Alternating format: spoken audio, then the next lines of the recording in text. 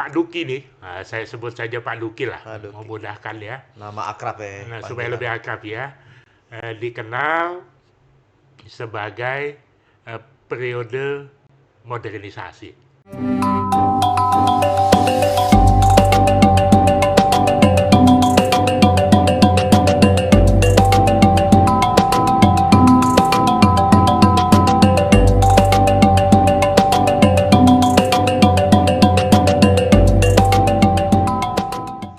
Ya, menarik sekali ini ya. Kita malam ini makin malam makin hot nih. Iya, betul. Jadi Iya. dari rektor ke rektor, dari Iya. masa ke masa nih. Dari masa ke Nah, masa, betul. sekarang kita masuk masa periode rektor yang ketiga, Betul, betul, yang betul. Yang dimana ketiga Bapak Al-Husni Duki Hamim. Al-Husni Duki Ya, Hamim, ya, SE MSc. Beliau kalau melihat dari catatan kita gitu ya, dari beberapa sumber, mengabdi kan menjadi rektor dari tahun 90 sampai dengan 98 ya. betul, betul, betul. Nah, artinya ini mungkin ada sesuatu yang cerita menarik ya, cerita yang mungkin ini bisa dibagikan kepada para pemirsa Administratif Institute dimanapun berada. Mungkin ada sesuatu yang bisa kita dengar ini. Bagaimana pengalaman Kiai selama mewawancarai beliau, Oke, melihat ya, perkembangan ya, beliau. ya.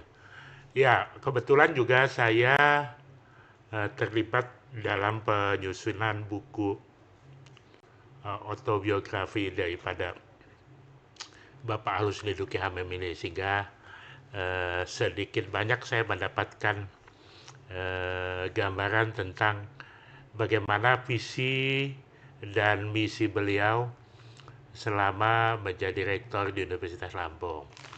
Pak Duki ini juga merupakan salah satu putra daerah Lampung yang berasal dari Fakultas Ekonomi.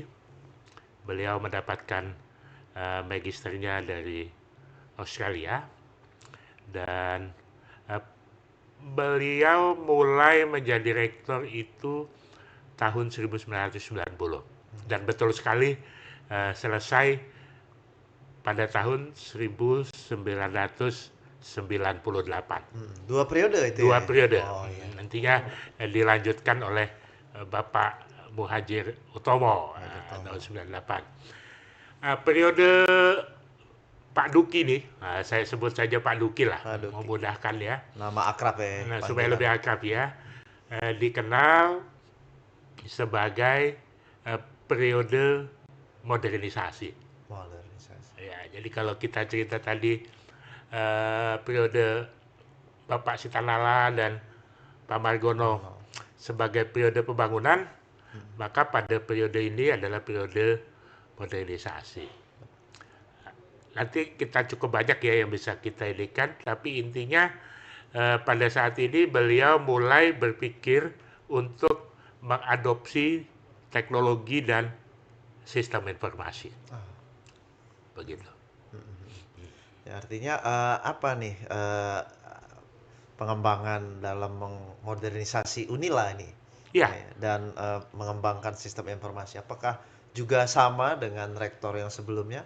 Ada pembangunan? ya, pembangunannya dia di bidang teknologi informasi, beliau membangun gedung UPT TIK. OPT TIK. Yang hari ini Puskom atau Puskom, Puskom. iya. Pada saat itu juga beliaulah yang pertama kali membangun pusat komputer itu. Ya, waktu itu dikomandani oleh Pak Muhni dan dibantu oleh juga Pak Ansori Jausal.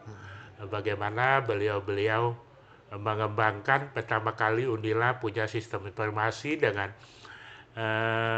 komputer yang legend sekali. Lea Seru pada saat itu ada komputer Weng. Nah, itu ya, pertama kali kita punya komputer. Nah, ini dimulai dari situ. Jadi beliau lah yang membangun sistem informasi ini.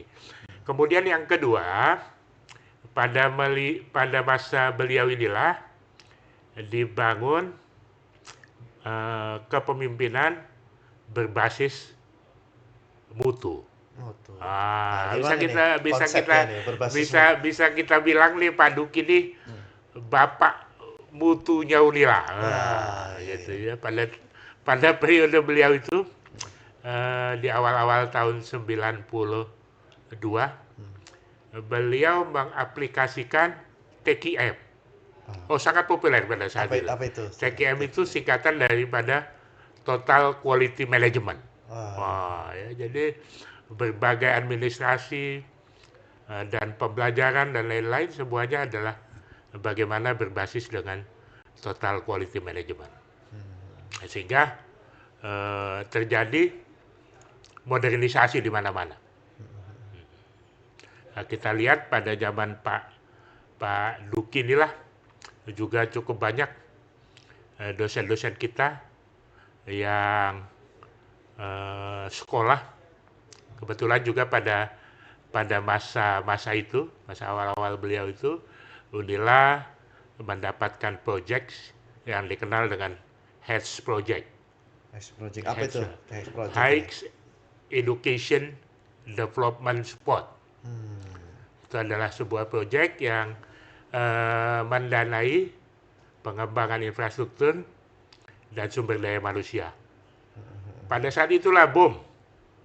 Dosen-dosen, kalau kita lihat hasilnya saat ini, kita banyak-banyak profesor ini tidak lepas daripada hasil zaman Pak Duki. Hmm. Beliau kirim dosen-dosen kita, terutama Fakultas Ekonomi dan Fakultas MIPA pada saat itu, untuk sekolah di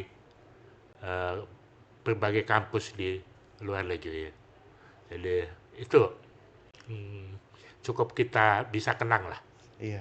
Dan hari ini Unila bisa memetik Ya, kita bisa memetik hasilnya. dengan Hari ini kita sudah punya 135 kalau saya tidak salah guru besar, atau 105, hampir 150 guru besar.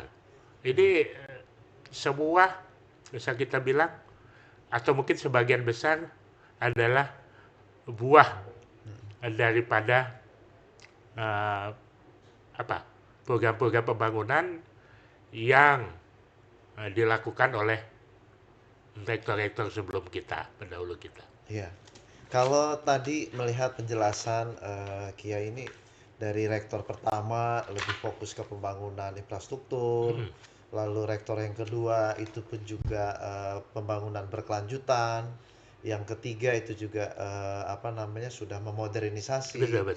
Nah, tapi juga tidak lepas dari bagaimana SDM-nya disupport untuk Betul. sekolah-sekolah. Betul. Nah,